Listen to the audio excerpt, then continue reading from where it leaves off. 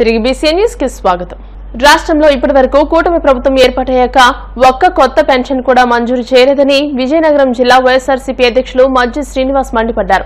ఇప్పుడు ప్రభుత్వం ఇస్తున్న పెన్షన్లు కొత్తవి కాదని అన్నారు.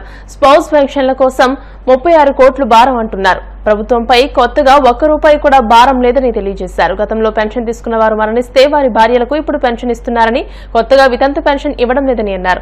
గత వైఎస్ఆర్సీపీ ప్రభుత్వం ఇచ్చిన పెన్షన్ కంటే ఇప్పుడు ఇస్తున్న పెన్షన్లు తక్కువేనని అన్నారు. రాష్ట్రంలో రెడ్ బుక్ రాజ్యాంగం నడుస్తుందని, లేనిపోని ఆరోపణలతో కేసులు పెట్టి వేధిస్తున్నారని ధ్వజమెత్తారు. జిల్లాలో మూతపడ్డ పరిశ్రమను తెరిపించాలని మజ్జి శ్రీనివాస్ డిమాండ్ చేశారు. కూటమి ప్రభుత్వం ఏర్పడిన తర్వాత అనేక సందర్భాల్లో ఒక మాట చెప్తా వచ్చాం. కూటమి ప్రభుత్వం ఏర్పడిన తర్వాత కూటమి ప్రభుత్వం 2024 జనవరి 12, 13 చంద్రబాబు నాయుడు గారు ప్రమాణ స్వీకారం చేసిన ధర్మిల ఈ ప్రభుత్వం ఏర్పడిన దగ్గర నుంచి ఒక కొత్త పెన్షన్ ఇవ్వలేదు అని మేము అనేక సందర్భాల్లో చెప్తా ఉన్నాం. ఈరోజు కూడా అదే మాటను చెప్తా వస్తా ఉన్నాను. గౌరవ మంత్రి గారు ప్రజలను ఉద్దేశించి వారు వచ్చి మేము మే 1 నుంచి సుమారుగా ఒక 89,788 మంది పెన్షన్లు స్పౌస్ పెన్షన్స్ ఇస్తున్నాము. గత ప్రభుత్వంలో లెక్కలు లేవు, గత ప్రభుత్వంలో కనీసం డేటా సేకరించలేకపోయారు, ఇలా వారు కొన్ని మాటలు చెప్తా వచ్చారు. మీ ద్వారా ముఖ్యంగా ఉమ్మడి జిల్లా విజయనగరం ప్రజలందరికీ ప్రతి ఒక్కరికి తెలియజేస్తుంది ఏంటంటే, కూటమి ప్రభుత్వం ఏర్పడిన తర్వాత గత ప్రభుత్వం వైఎస్ఆర్సీపీ ప్రభుత్వం జగన్మోహన్ రెడ్డి గారి నాయకత్వంలో ప్రతి 6 నెలలకు ఒకసారి ఒక పెన్షనే కాదు, 6 నెలల్లో మేము ఏదైతే ఆనాడు నవరత్నాలు భాగంగా ఏదైతే ప్రభుత్వం ఏ స్కీమ్ పెట్టినా లేదా ఏ ప్రభుత్వం పథకం పెట్టినా ఆ పథకంలో ఆ రిలీజ్ చేసిన తర్వాత మరలా 6 నెలల కాల పరిమితిలో ఎవరైనా అర్హులు ఉంటే ఆ అర్హులకి ఇచ్చే కార్యక్రమాన్ని గత 5 సంవత్సరాలుగా చేస్తూ వచ్చాం. దాంట్లో భాగంగా ఒకవేళ ఎవరైనా జనవరి నెలలోని ఒకవేళ ఎవరైనా మేము పెన్షన్ ఇస్తే, ఒకవేళ ఫిబ్రవరి నెలలో ఎవరైనా అర్హులు ఏర్పడితే వారికి జూన్ నెలలో ఇచ్చే కార్యక్రమం, మళ్ళీ జూన్ తర్వాత మళ్ళీ ఆగస్ట్ జూలై నుంచి ఎవరైనా అర్హులు వస్తే వాళ్ళందరినీ సేకరించి July, August, September, October, November నుంచి డిసెంబర్ దాకా ఇచ్చే కార్యక్రమం. అంటే సంవత్సరానికి 2 దఫాలుగా ఏ పథకం 5 సంవత్సరాల్లో మేము అమలుపరిచిన ప్రతి పథకంలో అర్హులు, అందులో పెన్షన్లు ఉండొచ్చు, అమ్మఒడి ఉండొచ్చు, లేదు రైతు భరోసా ఉండొచ్చు, లేదు ఆనాడు ఏ పథకాలు ఇచ్చినా ఫీజు రింబర్స్మెంట్ కానీ ఏ కార్యక్రమం ఆనాడు నవరత్నాల్లో మేము చేసిన ప్రతి కార్యక్రమం చేశాం. గౌరవ మంత్రి గారు నేను చెప్తూ మేము వచ్చి 89,000 సుమారుగా 87 పెన్షన్లు ఇస్తున్నా, 788 పెన్షన్లు ఇస్తున్నా అని చెప్పారు. ఈ జీవోని చూసాం. మీ ద్వారా ఒక విషయాన్ని చెప్తున్నాం. గత ప్రభుత్వం డిసెంబర్లో 23 డిసెంబర్లో 23వ సంవత్సరం డిసెంబర్ నెలలో ఆనాడు బయలాటరల్ 6 మంత్స్ సంబంధించి ఏవైతే ఉన్నాయో 21 డిసెంబర్ నాటికి, డిసెంబర్ 21, 23వ సంవత్సరం నాటికి ఏవైతే అర్హులు ఉన్నారో అర్హులున్న ప్రతి పెన్షన్ని జనవరి నెలలో ఇచ్చున్నాం. నేను చెప్పిన ప్రతిదీ మీరు రికార్డ్ వెరిఫై చేసుకోవచ్చు. సంబంధిత అధికారుల దగ్గర కానీ లేదా సంబంధిత సచివాలయం దగ్గరికి వెళ్ళి కానీ ఎవరైనా డిసెంబర్ 21వ తారీఖు 23వ సంవత్సరం ఉన్న అర్హులు ఎవరైనా ఉంటే వాళ్ళందరికీ జనవరి 1వ తారీఖు 24లో ప్రతి ఒక్కరికి పెన్షన్ ఇచ్చాం. ఇమీడియట్గా ఎన్రోల్ చేస్తే కాదు. ఇది ఎప్పుడు దాకా ఉంది? 24 మార్చి ఎలక్షన్ కోడ్ వచ్చేంతవరకు. మంత్రి గారు చెప్తా ఉన్నారు గత ప్రభుత్వంలో డేటా లేదు, గత ప్రభుత్వం కనీసం ఎన్రోల్మెంట్ చేయలేదని. మీ ద్వారా వారికి తెలియజేస్తా ఉన్నాను, జిల్లా ప్రజలు తెలియజేస్తా ఉన్నాను.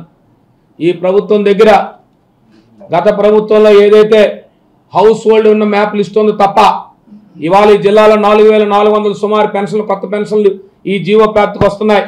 ఈ 4,400 పెన్షన్లు ఎవరైతే అర్హులు ఉన్నారో అర్హులను ఎక్కడా కూడా సేకరించలేదు. ఎవరు కూడా ఇవాళ అర్హులు వెళ్తే నా అర్హులు సచివాలయంలో అప్లోడ్ చేసే యాప్ లేదు. ఎవరైనా నాకు పెన్షన్ కావాలి, నేను అరుణ్ణి, నాకు 60 సంవత్సరాలు నిండిందంటే యాప్ లేదు. లేదా 60 సంవత్సరాలు నేను వచ్చి వికలాంగుని, నేను డిజేబిలిటీ వచ్చింది లేదు, లేదు నేను మెడికల్ పెన్షన్ నాకు వస్తుంది, నా నార్మ్స్ ప్రకారం నేను వచ్చి డయాలసిస్ తీసుకుంటున్నాను కాబట్టి నా పెన్షన్ అప్లోడ్ చేయండి అంటే లేదు. ఈ ప్రభుత్వంలో మీరు ఇస్తున్న పెన్షన్లు ఇవి కొత్త పెన్షన్లు కావు. విశాఖ దువ్వాడలో దంపతులు హత్యకు గురయ్యారు. ఇంట్లో రక్తపు మడుగులో కనిపించిన యోగేంద్రబాబు, లక్ష్మీ దంపతుల హత్యపై పోలీసులు దర్యాప్తు చేస్తున్నట్టు తెలుస్తోంది. విశాఖ నగరంలోని దువ్వాడ పోలీస్ స్టేషన్ పరిధిలో దంపతులు హత్యకు గురయ్యారు. బంధువులు, స్థానికులు తెలిపిన వివరాల మేరకు నేవల్ డాక్యార్డ్ రిటైర్డ్ ఉద్యోగి గంపల యోగేంద్రబాబు, ఆయన భార్య లక్ష్మి గత 30 ఏళ్లుగా జీవీఎంసీ 86వ వార్డు రాజీవ్ నగర్ లో నివాసం ఉంటున్నారు. 5 రోజుల క్రితం ఓ కార్యక్రమానికి హాజరయ్యేందుకు హైదరాబాద్ వెళ్లి 2 రోజుల క్రితమే తిరిగి వచ్చారు. శుక్రవారం సాయంత్రం యోగేంద్రబాబు ఇంటికి ఆయన మేనల్లుడు వెళ్లారు. ఇంటికి తాళం వేసి ఉండడంతో ఫోన్ చేస్తే ఇంట్లో రింగ్ అవుతూ ఉండడంతో అనుమానం వచ్చి కిటికీ తలుపు తీసి చూడగా రక్తపు మడుగులో యోగేంద్రబాబు కనిపించారు.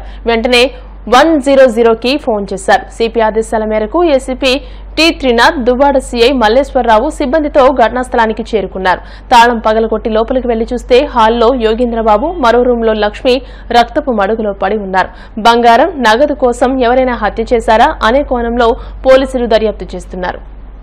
అనకాపల్లి రూరల్ పోలీస్ స్టేషన్ పరిధిలో అక్రమంగా తరలిస్తున్న గంజాయిని పోలీసులు సీజ్ చేశారు. గంజాయి రవాణా చేస్తున్న 5 నిందితులను అరెస్ట్ చేసి వారి నుంచి సుమారు 6 లక్షల విలువైన 122 కేజీల గంజాయి, ఒక ఆటో, ఒక మోటార్ సైకిల్, 1000 రూపాయల నగదు స్వాధీనం చేసుకున్నామని జిల్లా ఎస్పీ తుహిన్ సిన్హా తెలియజేశారు.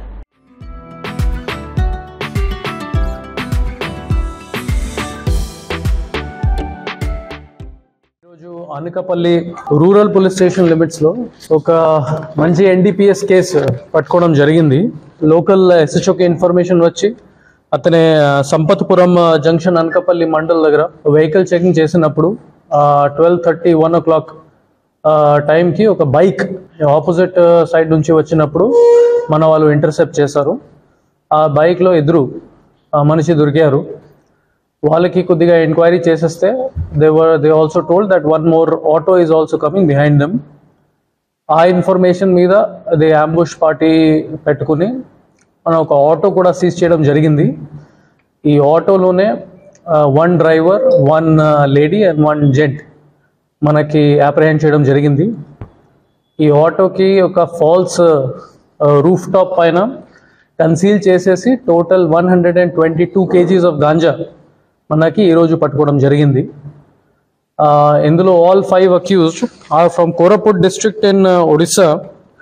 ఇందులో అక్యూజ్ నెంబర్ 1, 26 years, అతని మెయిన్ మాస్టర్ మైండ్ ఈ కేసులోనే. అతనే 2022లో ఒక గాంజాయి కేసులో ముద్దాయి జైలు కూడా వెళ్ళారు. ఈ ధామ్తారీ డిస్ట్రిక్ట్ ఛత్తీస్గఢ్ స్టేట్లోనే అతని అరెస్ట్ అయ్యారు. రీసెంట్గానే January 2025 అతను రిలీజ్ అయ్యారు.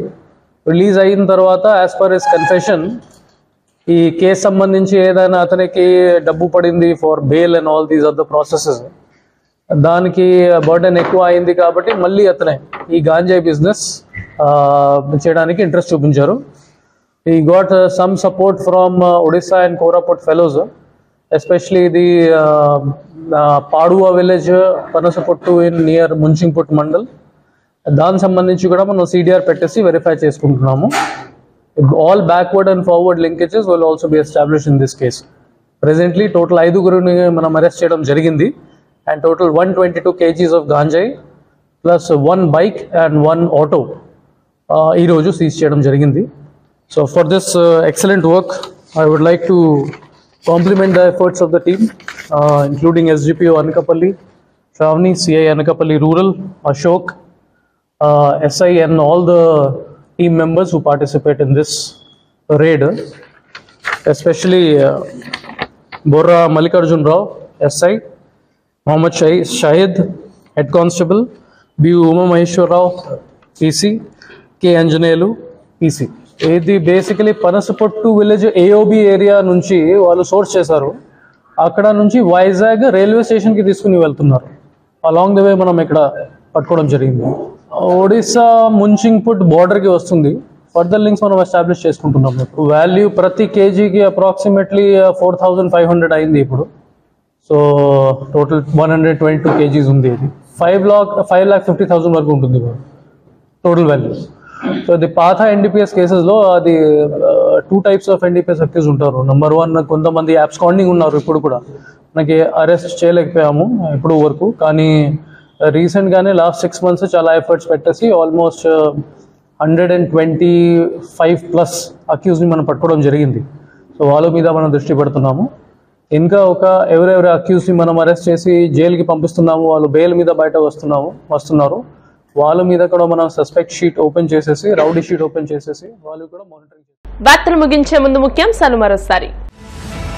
రాబోయే రోజుల్లో విశాఖపట్నాన్ని నాలెడ్జ్ ఎకానమీకి చిరునామాగా మారుస్తారని చెప్పిన ముఖ్యమంత్రి చంద్రబాబు. ప్రభుత్వ భూమిలో ఉన్న ఆక్రమణ తొలగింపులో పేద ధనిక భేదాభిప్రాయం ఉన్నదని, పారదర్శకంగా వ్యవహరిస్తామని తెలిపిన ఏపీ డిప్యూటీ స్పీకర్ రఘురామకృష్ణరాజు. రాష్ట్రంలో కూటమి ప్రభుత్వం ఏర్పాటయ్యాక ఇప్పటి వరకు ఒక్క కొత్త పెన్షన్ కూడా మంజూరు చేయలేదని మండిపడ్డ వైసీపీ నాయకుడు మజ్జి శ్రీనివాస్. విశాఖ దువ్వాడలో హత్యకు గురైన దంపతులు కేసు నమోదు చేసి దర్యాప్తును వేగవంతం చేసిన పోలీసులు. ఈ వార్తలు ఇంతటితో సమాప్తం. మరిన్ని వార్తల కోసం BCN digital YouTube channel, Facebook page ని ఫాలో అవ్వండి. అప్డేటెడ్ వార్తల కోసం ప్లీజ్ సబ్స్క్రైబ్.